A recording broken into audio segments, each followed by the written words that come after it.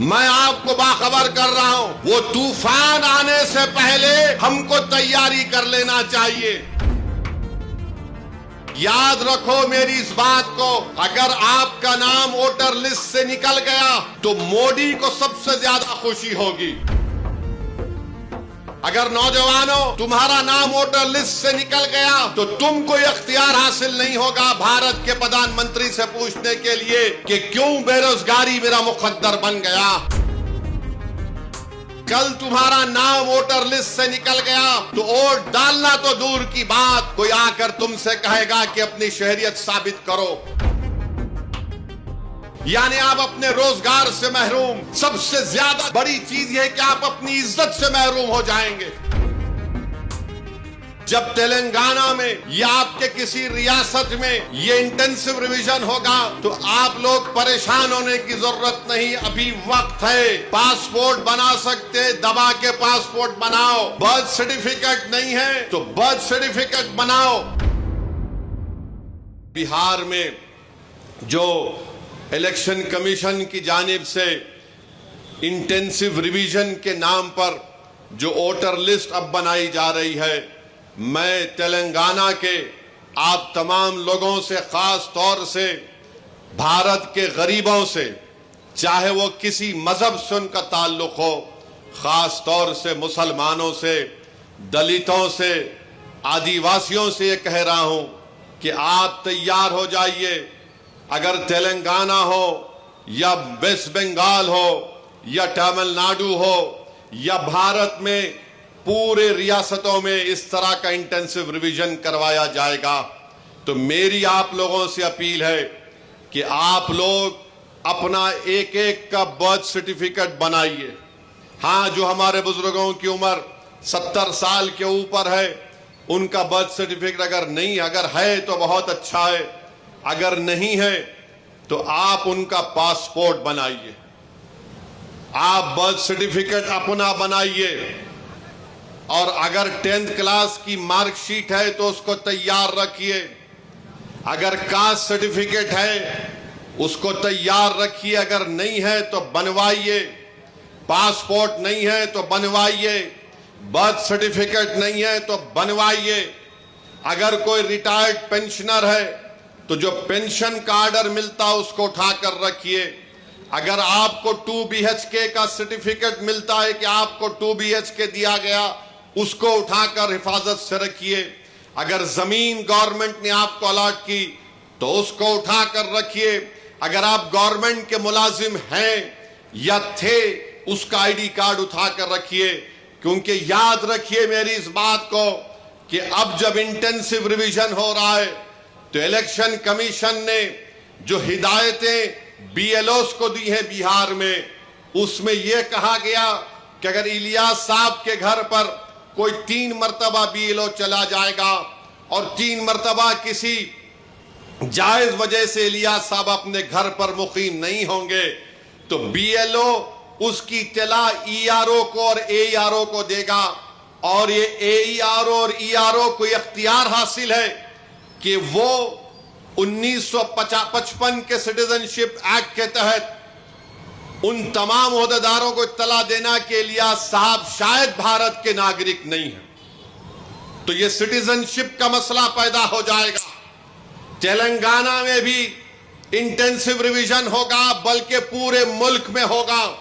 मैं आज यहां बोधन की सरजमीन से खड़े होकर उन तमाम भारत के गरीबों को कह रहा हूं, उन दलितों को, आदिवासियों को और मुसलमानों को कह रहा हूं कि आपको नंबर 1 अपना बर्थ सर्टिफिकेट बनाना है। 10th क्लास अगर किसी ने किया तो मार्कशीट तैयार रखना है। कास्ट सर्टिफिकेट है तो तैयार रखिए, और अगर आप उस कास्ट में आते हैं उसका सर्टिफिकेट निकलवाइए। आपके पास अगर गवर्नमेंट की स्कीम का दिया हुआ 2 BHK का सर्टिफिकेट है तो उसको उठाकर रखिए। ये इसलिए कह रहा हूं कि 10 डॉक्यूमेंट की बात जो इलेक्शन कमीशन ने बिहार में की, वो यही 10 डॉक्यूमेंट हैं। हमने सुप्रीम कोर्ट को अख्तरुल ईमान मजलिस की तरफ से गए तो सुप्रीम कोर्ट ने अपने इंटरिम ऑर्डर में कहा कि प्राइमा फेसी हम इलेक्शन कमीशन से कहती है कि आधार कार्ड को भी, जो इलेक्शन कमीशन का वोट डालने का एपिक कार्ड होता है, राशन कार्ड को भी वो कंसीडर करे। तो ये जरूरी है, याद रखिए, जब तेलंगाना में या आपके किसी रियासत में ये इंटेंसिव रिवीजन होगा तो आप लोग परेशान होने की जरूरत नहीं, अभी वक्त है। पासपोर्ट बना सकते, दबा के पासपोर्ट बनाओ। बर्थ सर्टिफिकेट नहीं है तो बर्थ सर्टिफिकेट बनाओ। कास्ट सर्टिफिकेट है या नहीं है, आप आते हैं उस कास्ट में तो उस कास्ट सर्टिफिकेट को बना के रखो। याद रखो मेरी इस बात को, अगर आपका नाम वोटर लिस्ट से निकल गया तो मोदी को सबसे ज्यादा खुशी होगी। क्यों खुशी होगी? क्यों खुशी होगी बताता हूं मैं आपको। आपका नाम जब तक वोटर लिस्ट में रहा, जैसा हम अब मोदी से सवाल कर रहे हैं, बताओ गरीब गरीब क्यों होते जा रहा है और दौलतमंद क्यों हो रहा है, तो मोदी ये नहीं चाहते कि कोई उनसे सवाल करे। अगर नौजवानों तुम्हारा नाम वोटर लिस्ट से निकल गया तो तुमको अख्तियार हासिल नहीं होगा भारत के प्रधानमंत्री से पूछने के लिए कि क्यों बेरोजगारी मेरा मुकद्दर बन गया। और जिस तरीके से बार बार ये कहा जा रहा है कि फुला इलाके में बांग्लादेशी है, फुला इलाके में रोहिंग्या म्यांमार के लोग हैं, फुला इलाकों में नेपाली लोग आके बस गए, ये सब तैयारियां की जा रही हैं। मैं आपको जिम्मेदारी से बाखबर कर रहा हूं। ये जज्बात में लाने के लिए, ये डराने के लिए नहीं कह रहा हूं। ऑन रिकॉर्ड कह दिया गया कि पूरे भारत में इंटेंसिव रिवीजन होगा। और तेलंगाना में जो लास्ट इंटेंसिव रिवीजन हुआ था, मेरे ख्याल से अगर मेरा हाफिजा सही है तो 2007 में या फिर 2002 में हुआ था। मगर ये चीज की तैयारी करके रखिए। मैं भी रशादी साहब से बात कर रहा था कि हमको अनकरीब में तेलंगाना में एक हमारे सदर साहब की मौजूदगी में, उनकी क़यादत में एक मीटिंग करके हम तमाम तंजीमों के जिम्मेदारों को बुलाकर हम उनसे अपील करें, बल्कि हर जुमे के खुतबे से पहले जो लोग मस्जिदों में वाज करते हैं या बयान देते हैं, मेरी आपसे भी अपील है कि आप लोगों को बाखबर करिए। ये साजिशें की जा रही हैं। कल तुम्हारा नाम वोटर लिस्ट से निकल गया तो वोट डालना तो दूर की बात, कोई आकर तुमसे कहेगा कि अपनी शहरियत साबित करो। फॉरेनर्स ट्रिब्यूनल को भिजा दिया जाएगा, उसका भी एक प्रोसीजर है।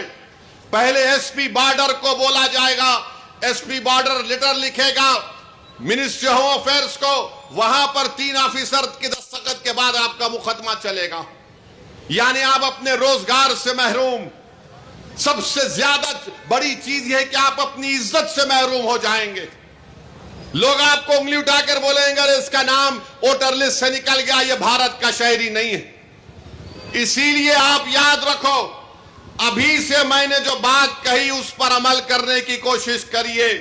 मेरे दुश्मन बहुत हैं, मुझसे इख्तलाफ करने वालों की भी तादाद बहुत ज्यादा है, क्योंकि भारत के अगर कोई लैला है तो उसका नाम असदुद्दीन ओवैसी है। मुझसे बहुत चाहने वाले हैं, मगर उसकी परवाह मत करो। मैं तुमको बाखबर कर रहा हूं, मैं आपको बाखबर कर रहा हूं। वो तूफान आने से पहले हमको तैयारी कर लेना चाहिए। साजिश करने वाले की साजिश में उसको नाकाम करने के लिए हमको आज से तैयारी करना पड़ेगा।